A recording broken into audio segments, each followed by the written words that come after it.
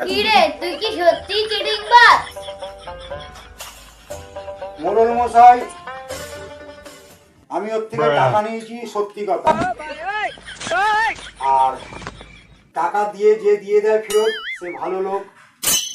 টাকা যে ফেরত দেয় না, সে তো চিটিংবাজ। আর যে টাকা ফেরত দেয় না সে চিটিংবাজ। তো মোড়ল মশাই, বিচার তো এখানে হয়েই গেল।